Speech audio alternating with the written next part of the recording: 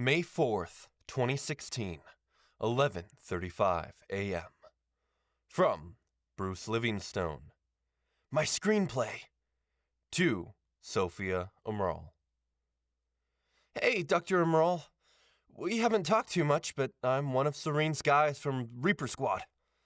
Working around all the tech stuff, or chronon tech you call it, I guess, got me real inspired, so I started writing a screenplay. There's a lot of science talk in here, so I wanted to make sure a scientist could check it and make sure that it kind of makes sense. Would you mind taking a look? Thanks. Here's the first half. Time Knife. Written by Bruce Livingstone. Act 1. Into office. Night. Bruce Savage stands in his office. He is sexually attractive. Somebody knocks on Bruce's door, and he opens it. It is a scientist lady. She looks like a librarian, with glasses, but she is actually a scientist. You can tell, because she has a lab coat. Lady Scientist. Help me. Bruce. Okay. Lady Scientist. Take this knife because some bad apples are trying to steal it, and it is very important. Bruce. Okay. Lady Scientist. What is your name, handsome? Bruce. I'm Bruce. Let's shake hands. Bruce and Lady Scientist shake hands. Lady Scientist. Wow, you almost broke my hand with that handshake. You are definitely a tough guy. She is impressed with Bruce's strength. She looks at his large biceps like they are delicious pieces of ham, but she does not want to eat them. Lady Scientist. Here is the knife. The Lady Scientist hands Bruce the knife. It looks mostly like a knife, but also like a time machine, because it is both a knife and a time machine. But Bruce doesn't know that yet. Goons break through the windows and shoot Scientist Lady. She dies. Scientist Lady. Avenge me. Bruce. Okay. Bruce kills the goons with his legs by doing lots of kicking at them. They are dead real quick. Bruce. Looks like I got a leg up on you guys.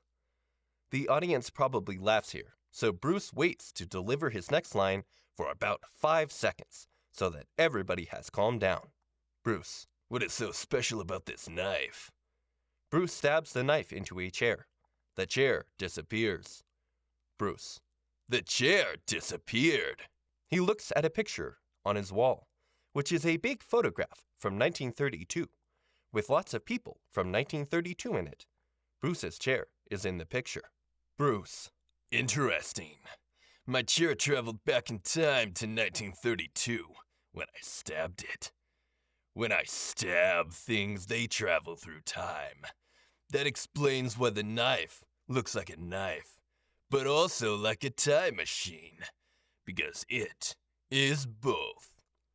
Bruce's real goofy friend from across the hall runs into the room. He trips on something on the floor. His name is Slobbo. He is not as fat as his name sounds. Slobbo. Ow, yeah! That is Slobbo's catchphrase, and he says it in a real funny way. Scientist Lady. Bruce, you saved my life. The Scientist Lady was only faking being dead. Scientist Lady. Are you married? Bruce. Only to my job. Scientist Lady.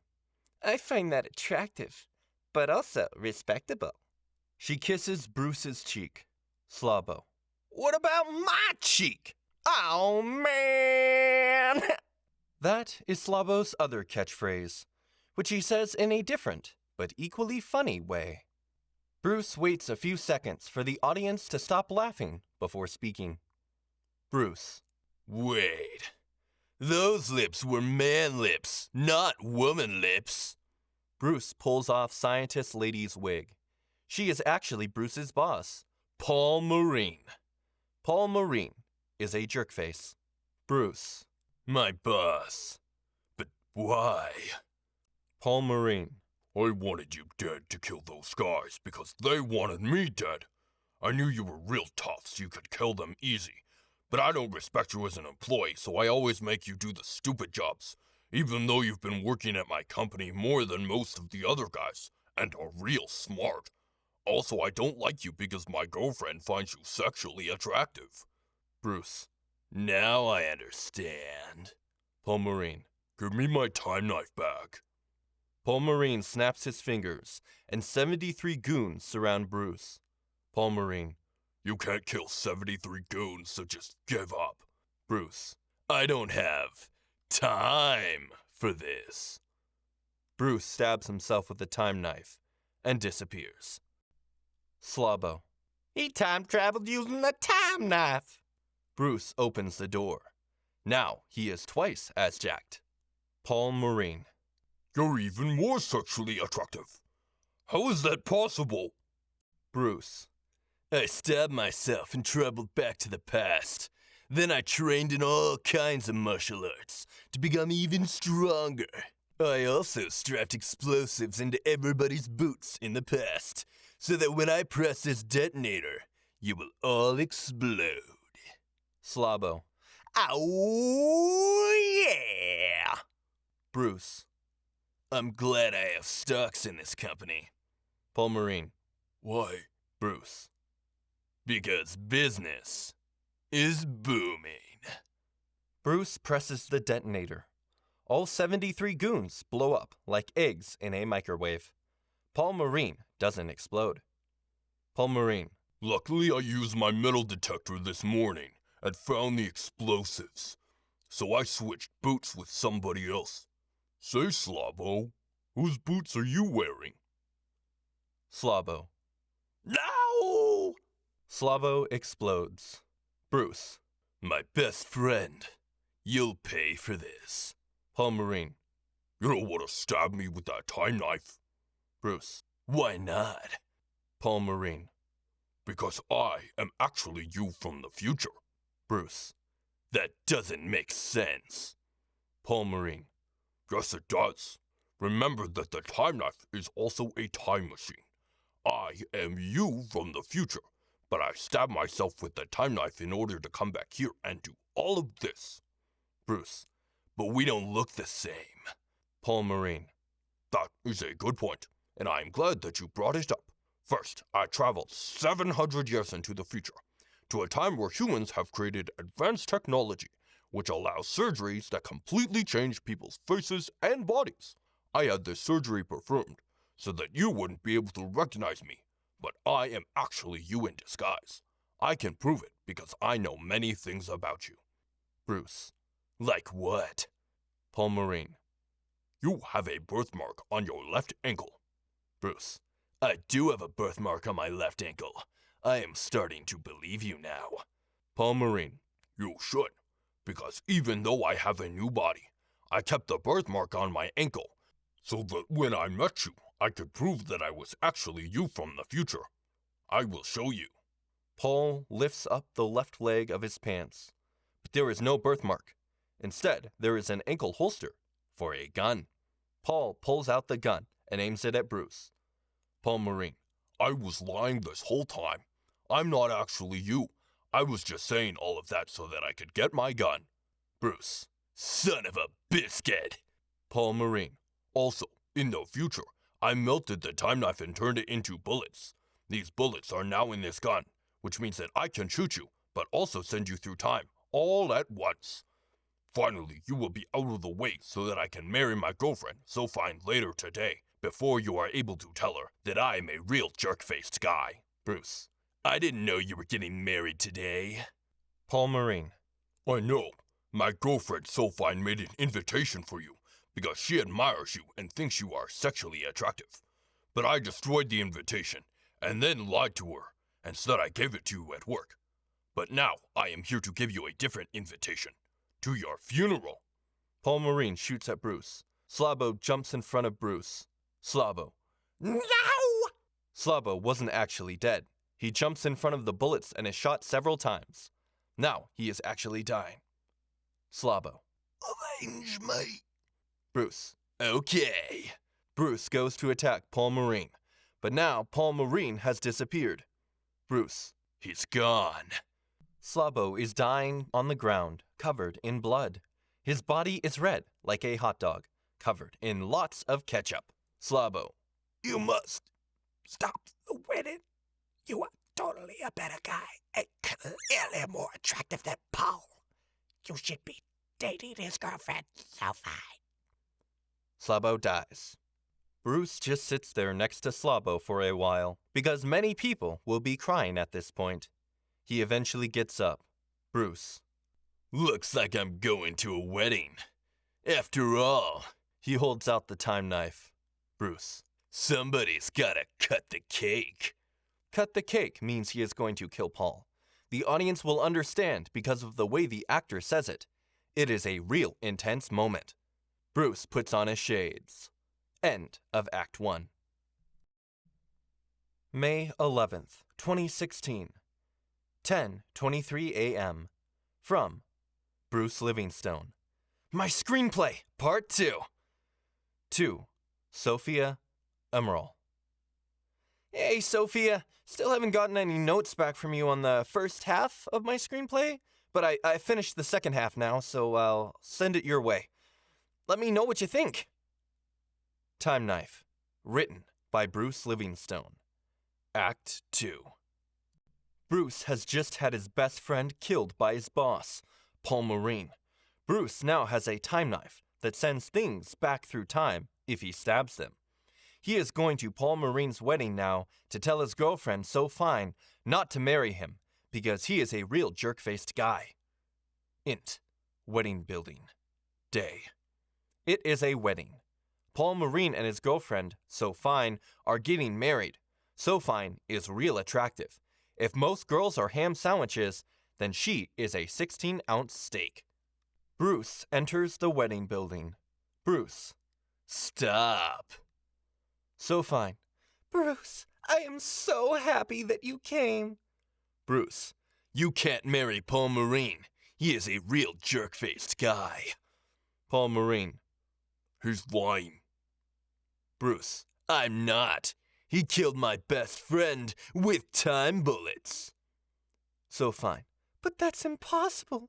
Time travel doesn't exist yet. Bruce. That's what they want us to think. But I actually have a knife that is also a time machine and sends people through time when I stab them. So Fine. I want to believe you, but that doesn't make sense. Bruce, I will prove it. Bruce grabs So Fine's mom. Bruce. Here's a bunch of money for lottery tickets. Bruce gives So Fine's mom a bunch of money for lottery tickets. He stabs her with the time knife, but gently, not violently, just so that she will travel through time. She disappears. So Fine's mom enters the wedding building. She is now wearing different clothes. So Fine's mom. He's right. He stabbed me gently with the time knife, and I was sent to the past. He also gave me a bunch of money, which I used to buy a lottery ticket that I knew I would win, and now I have $1 million. So Fine. You helped my mom become rich. Thank you, Bruce. Bruce, you made me rich the moment I first saw you. Rich in my heart. With love. So Fine. I always loved you the most, but Paul Marine and I already just got married. Paul Marine. You're too late. Wedding minister. Or is he? The minister pulls off his mask. He is actually George Washington. George Washington. Bruce knew you were getting married, so he stabbed himself and traveled to the past. Then he stabbed me so that I would be sent to this time. I then pretended to be a wedding minister for the ceremony. But I am actually not a minister at all, which means the marriage isn't official. So Fine. You did all of this for me? Bruce. Yes, I stabbed George Washington because I love you. Also, the man you were about to marry wasn't actually Paul Marine. Paul Marine takes off his mask. It's Slabo, Bruce's best friend. Bruce, This is actually a fake wedding. I saved Slobbo's life and then had him disguise himself as your boyfriend to make this look real. But it was actually a test to see if we were meant to be. So fine. The only thing meant to be Is your death. So fine pulls out a gun. She pulls off her mask. It is the real Paul Marine. Bruce. But how? Paul Marine.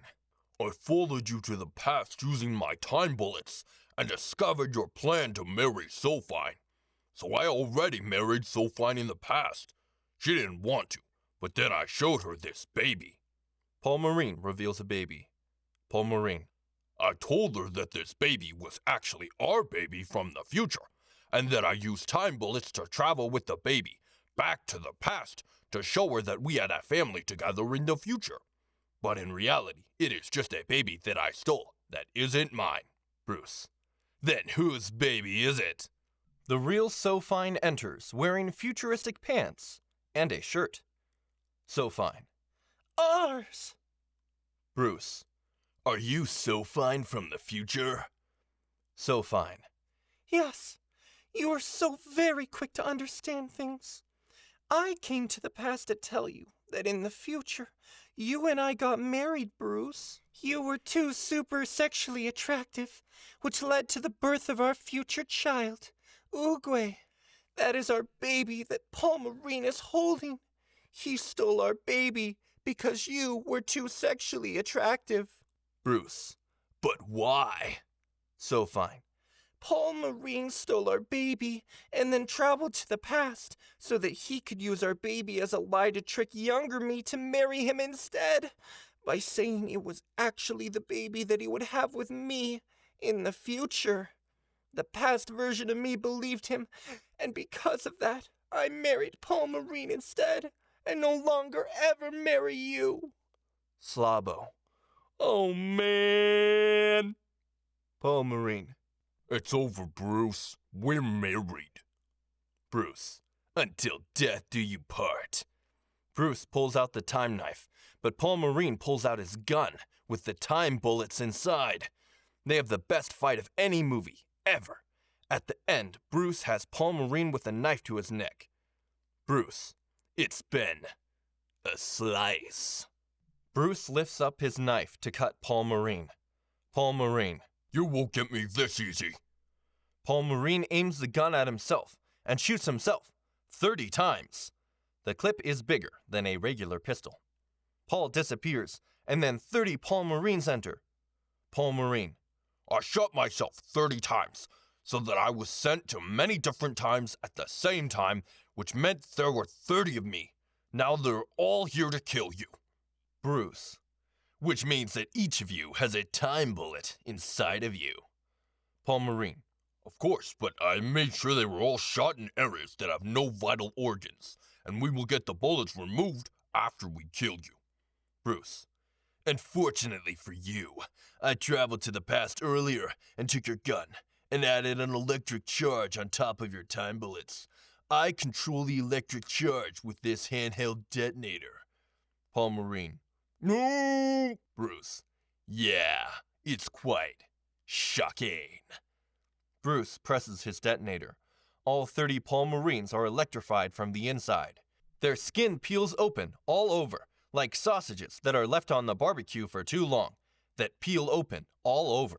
The Paul Marines all die. Bruce. Consider this my resignation. Uge. Cuckoo caca. Slobbo. Oh yeah! George Washington. God bless America. Bruce and Sophine make out. Sophine waits a few seconds for the audience to stop applauding before saying her next line. Sophine. Congratulations, you passed the test. Bruce. What test? Sophine. We always believed you were the chosen one, so we traveled to the past to test you and make sure. We now believe you are ready to fight the ultimate villain from the future. Bruce. Okay. Slobbo. Who is the ultimate villain? Sophine. His name is Paul Marine. Bruce. But I just killed Paul Marine. Sophine. No, the Paul Marine you have known this whole time has actually been an actor from the future that we paid to play Paul Marine for the test. The actual Paul Marine is exactly the same, but he lives in the future. Bruce, he was an actor, which means my job was fake as well. So fine. Yes, that's the only reason you were kept in such a low-level position for so many years without a single promotion, and it appeared that people didn't give you the respect that you deserved. Because in reality, you were the chosen one. Bruce, it all makes sense now. So fine. We must travel to the future. Are you ready?